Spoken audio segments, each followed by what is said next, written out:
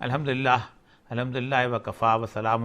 علی عبادہ الذین اصطفیٰ اما بعد فاعوذ باللہ من الشیطان الرجیم بسم اللہ الرحمن الرحیم رب اشرح لی صدری ویسر لی امری واحلل عقدۃ من لسانی یفقہوا قولی صدق اللہ العظیم۔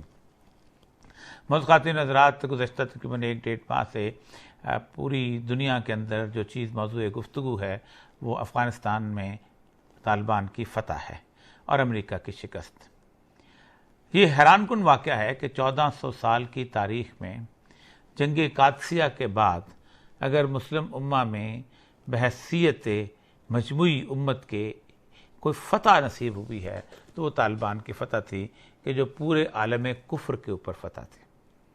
کبھی ایسا نہیں ہوا کہ پورے کا پورا عالم کفر ایک ساتھ اکٹھا ہو کے اپنی تمام تر ٹیکنالوجی اور مائٹ کے ساتھ آئے اور صرف 50-60 ہزار کے طالبان جن کے ساتھ امت مسلمہ بھی موجود نہ ہو تو وہ ان کو شکست دے دیں۔ میرا خیال یہ ہے کہ اس کی خوشی شاید اس لیے نہیں منائی گئی کہ اللہ تبارک و تعالیٰ اس امت کو یہ خوشی منانے کا جسے کہتے ہیں نصیب ہی نہیں کرنا چاہتا کہ جس نے ان کا ساتھ نہیں دیا تھا۔ 2001 میں جب 9/11 ہوا تھا اور پوری دنیا کی قومیں ٹوٹ پڑی تھیں تو مراکش سے لے کے برنائی تک ایک بھی مسلمان ملک ایسا نہیں تھا جو یہ کہتا ہو کہ ہم طالبان کے ساتھ ہیں۔ ایک ملک، پاکستان ہو، ایران ہو، ترکی ہو، سعودی عرب ہو، ملائیشیا ہو، انڈونیشیا ہو، مصر ہو، لبنان ہو، کوئی شخص ایسا نہیں تھا جو سمجھتا تھا کہ یہ طالبان جو ہیں کوئی عقلی کام کر رہے ہیں۔ ایون یہ کہ وہ ان کا جو توکل کا تصور تھا اللہ تبارک و تعالیٰ کے ساتھ، اس کی بھی ہنسی اڑائی جاتی تھی۔ 20 سال کی جنگ، جہاد اور جد و جہد نے آج انہیں فتح و کامرانی نصیب کی اور اللہ کا وہ وعدہ پورا ہوا کہ کم من فئۃ قلیلۃ غلبت فئۃ کثیرہ، کہ تم اگر چھوٹے باذن اللہ کہ چھوٹے سے گروہ کے بھی ہو گئے تو تم ایک بڑے گروہ پر غالب آ جاؤ گے اللہ کے حکم سے۔ اس کے باوجود بھی ہمارے موضوعات بالکل مختلف ہیں اور آج ہم یہ سمجھ رہے ہیں کہ ان کے برسدار آنے کے بعد ہماری جو آزادیاں ہیں، جو دین سے مختلف ہم زندگی گزار رہے ہیں، اس پر کیسے حملہ آور ہو جائیں گے لوگ اور کیسے ہمارے ہاں تبدیلیاں آئیں گی، یہ الگ موضوع ہے۔ لیکن میں آج بنیادی طور پر یہ بتانا چاہتا ہوں اور جس پہ گفتگو کرنا چاہتا ہوں وہ یہ ہے کہ اس 1-1.5 مہینے میں جو دیباچہ لکھا گیا ہے آنے والے دنوں کا، اس دیباچے کا منظرنامہ کیا ہونے والا ہے۔ احادیث کی کتب اور قرآن پاک کہ وہ میں دیے گئے اللہ تبارک تعالیٰ کے وہ وعدے جو ہیں وہ دلالت کر رہے ہیں کہ اب شاید وہ وقت بہت قریب آ چکا ہے کہ جب اللہ تبارک تعالیٰ کا سید الانبیاء صلی اللہ علیہ وسلم کے ساتھ وعدہ جو ہے کہ والذی ارسل رسولہ بالہدی ودین الحق لیظہرہ علی الدین کلہ وکفی باللہ شہیدا، کہ ہم نے آپ کے درمیان ایک رسول کو مبعوث کیا خدا کے ساتھ، ہدایت کے ساتھ، اور ہم اس کے دین کو ایک دن تمام ادیان پر غالب کر دیں گے۔ دین بنیادی طور پر لائف سٹائل کو کہتے ہیں۔ اس کا مطلب یہ ہے کہ اس وقت جو یورپ کا، مغرب کا لائف سٹائل ہم پر لاگو ہے، ہمارا لائف سٹائل ان تمام لائف سٹائل پر غالب آ جائے گا۔ لیکن اس کے لیے ہمیں ایک بہت بڑے پروسیس سے گزرنا ہے کہ جس پروسیس کے ایک ایک لمحے کی ڈیٹیل جو ہے، تفصیل جو ہے، رسول اللہ صلی اللہ علیہ وسلم نے ہمارے سامنے پیش کر دی۔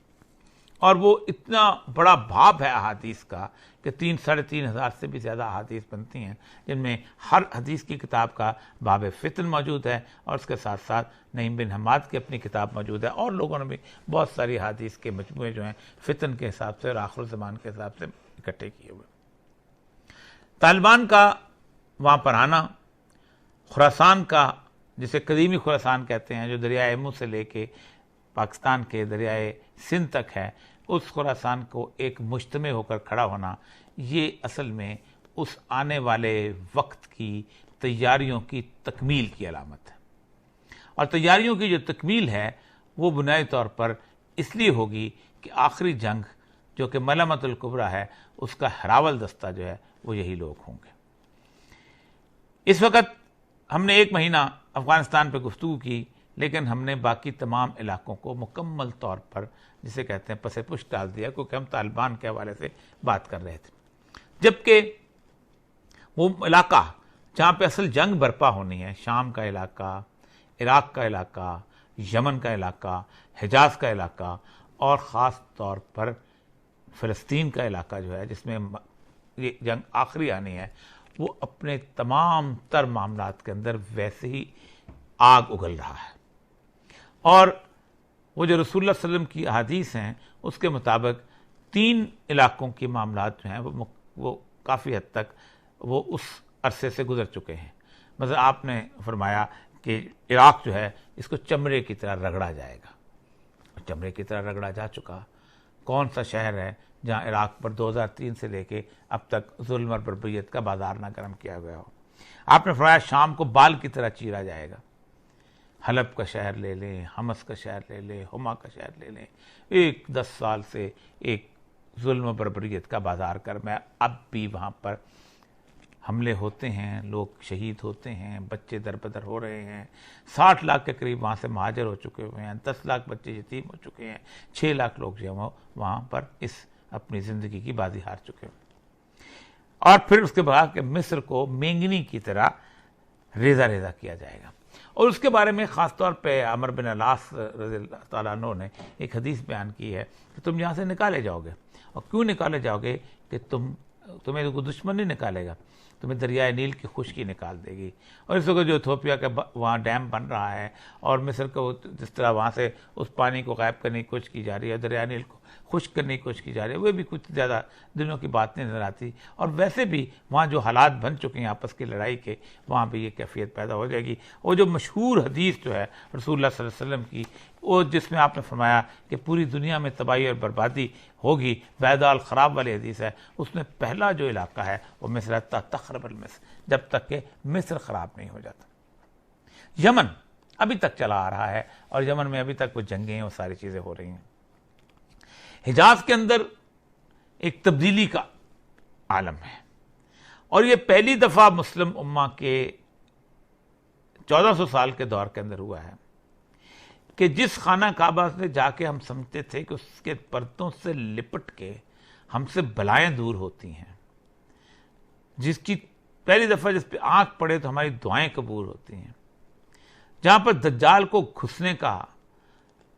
کوئی چارہ نہیں ہے، حکم دے دیا کہ نہیں گھسے گا، مدینہ میں نہیں گھسے گا، جس جگہ سے ہمیں عافیت نصیب ہوتی تھی وہاں پر خاص طور پہ کرونا کا خوف مسلط کیا گیا اور ویران کر دیا گیا۔ رسول اللہ صلی اللہ علیہ وسلم نے حج کے بند ہونے کی پیشگوئی کی تھی، ورچولی حج تو بند ہو چکا ہوا ہے، اب وہ صرف ایک چھوٹا سا جسے کہتے ہیں ایک ایونٹ رہ گیا ہے تاکہ ہم نے اس کو کنٹینیو کرنا ہے، ورنہ مسلمانان عالم کو کسی طور پر وہاں اس طرح حج کی اجازت نہیں ہے۔ مقابلے پہ مسلمانوں کے ہر شہر میں کئی لاکھ کے مجمع آج بھی منعقد ہوتے ہیں، ایون یورپ کے شہروں میں فٹ بال کے میچ لوگوں نے اس طرح دیکھے ہیں کہ جیسے چوک در چوک شامل ہو کر دیکھے گئے، لیکن کسی شخص نے آنسوں سے رو رو کر یہ درخواست نہیں کی کہ ہمیں خانہ کعبہ میں دروازے کھولو، ہم اللہ سے جا کے معافی استغفار چاہتے ہیں۔ یہی وجہ ہے کہ وہ مشہور حدیث جو کہ تبوک کے زمانے میں جو آپ نے ایک چمڑے کے خیمے کے نیچے آپ نے بیان کی تھی کہ تم 6 علامتیں ہوں گی، ان میں سے ایک علامت جو آپ نے بتائی تھی کہ جانوروں کو جیسے گردن پہ وہ ایک بیماری ہوتی ہے اس طرح کی بیماری آئے گی، اور وہ ہم پہ آئی ہوئی ہے، اور اب وہ شکلیں بدل رہی ہے۔ پہلی شکل میں ہم نے کوئی استغفار نہیں کیا، ختم، دوسری آ گئی، دوسری میں نہیں کیا،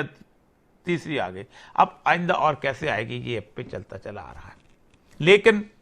جو چیز اب ہونے والی ہے، کیونکہ خراسان اب مجتمع ہو گیا، جس دن طالبان کی حکومت وہاں قائم ہوئی، اور یہ کوئی زیادہ دن کی دور نہیں، 2-3 چیزیں ایسی ہیں جو فوری طور پہ میرا اندازہ ہے کہ ہونے والی ہیں۔ ایک تو یہ ہے کہ جو آپ کا مدینہ طیبہ ہے، سید الانبیاء صلی اللہ علیہ وسلم کا شہر،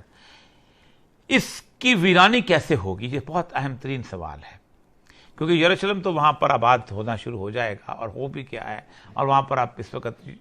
جو ہے اس کو ایک عالمی حکومت کے ایک مرکز کے طور پر اسٹیبلش کیا جا رہا ہے۔ یہاں پر کون آئے گا؟ کیا ہے یہودی وہاں سے اٹھ کے آئیں گے؟ نہیں، یہاں پر سب سے پہلے بات یہ ہوگی کہ جو رسول اللہ صلی اللہ علیہ وسلم فرمایا کہ ایک بادشاہ کے مرنے کے اوپر فساد شروع ہوگا اور فساد بہت بڑھ جائے گا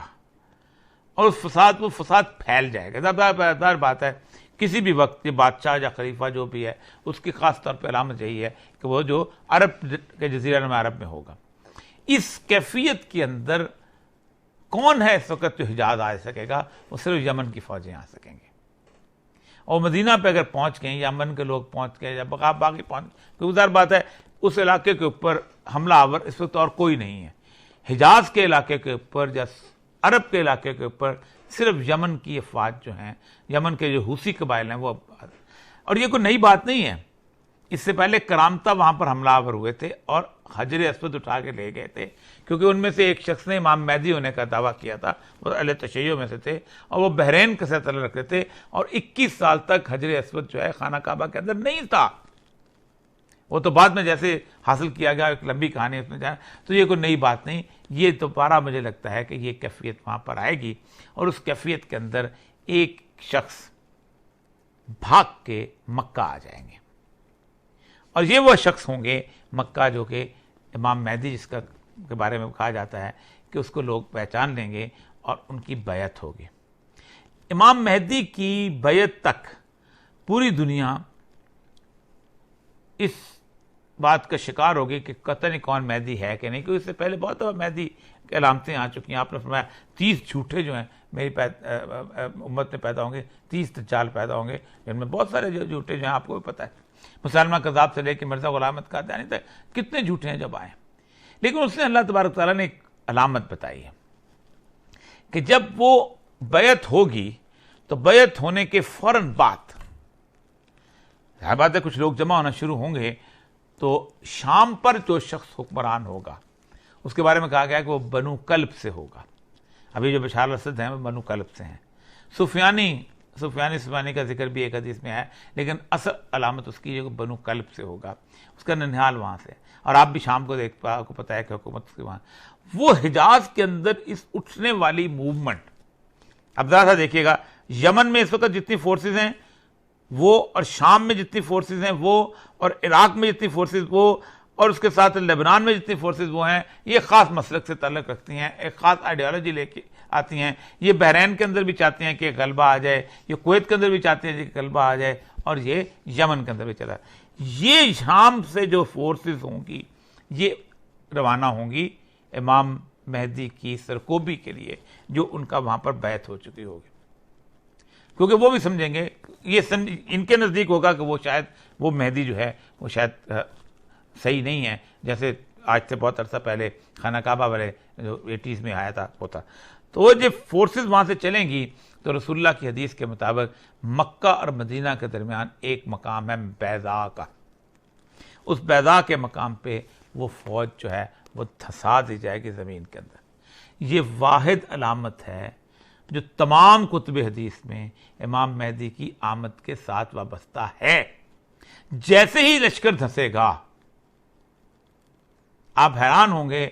کہ فوراً امت مسلمہ کو اندازہ ہو جائے گا کہ اب مہدی آ گیا. تو آپ صلی اللہ علیہ وسلم پھر خراسان سے کالے جھنڈے، وہ اس وقت ہوگا جب کالے جھنڈے نکلیں گے. کالے جھنڈے، کیونکہ اس سے پہلے پہلی دفعہ کالے جھنڈے نکل چکے، ٹھیک. ابو مسلم خراسانی کے بھی نکل، کالے جھنڈے امام مہدی کی نصرت کے لیے وہاں پہنچیں گے اور وہ وہاں پر ہوں گے. اور یہ وہ کالے جھنڈے ہوں گے کہ جو پھر آخر میں کہا گیا کہ ایلیا میں گاڑ دیے جائیں گے. یہ جھنڈے امام مہدی کو لے کے آگے بڑھیں گے اور پھر شام جو ہے اس کے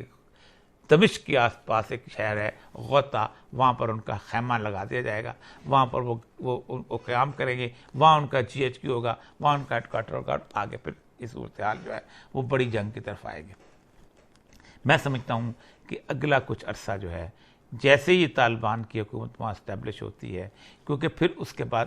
اس خراسان کے لوگوں نے آگے جانا ہے اور آگے جا کے اس علاقے کی طرف بڑھنا ہے.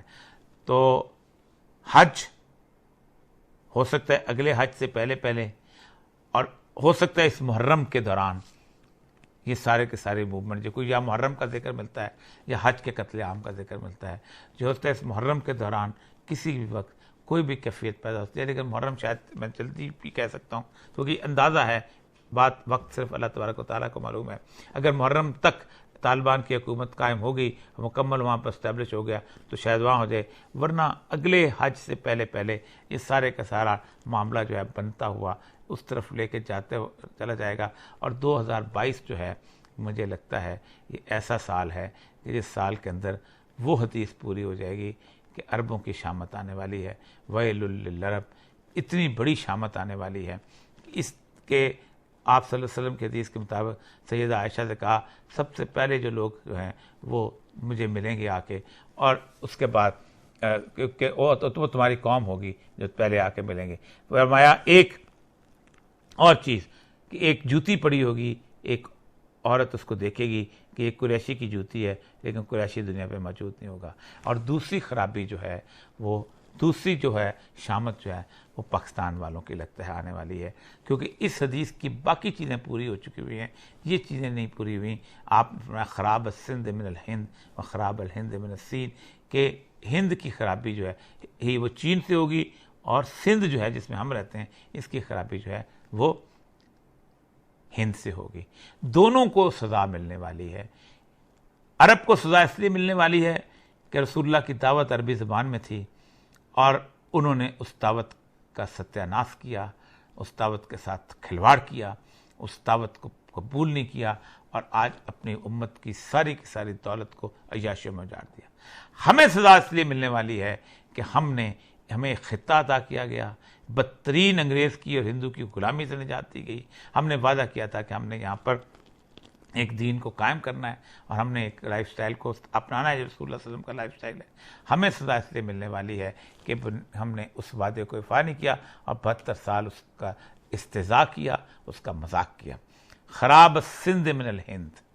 اگر باقی رسول اللہ کی حدیثیں ٹھیک ہیں تو پھر یہ بھی ٹھیک ہے کہ ہماری سندھ کی خرابی ہند سے ہوگی. اس کے بعد یاد رکھیے یہ جو غزوہ ہند ہے، اس غزوہ ہند کے سپہ سالار کو دیکھیے کہاں سے آئے گا، یہ بیت المقدس سے افواج کو روانہ کرے گا. وہ پھر آئیں گے اور پھر آگے جا کے پورا علاقہ جو ہے یہ خراسان کے بعد نیچے کا علاقہ ہندوستان سے آزادی حاصل کرے گا اور ہندوؤں کو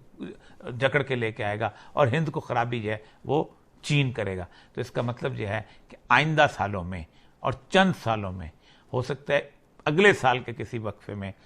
جن ملکوں کے اوپر کی شامت آنے والی ہے، ایک جزیرہ نما عرب ہے اور دوسرا پاکستان ہے.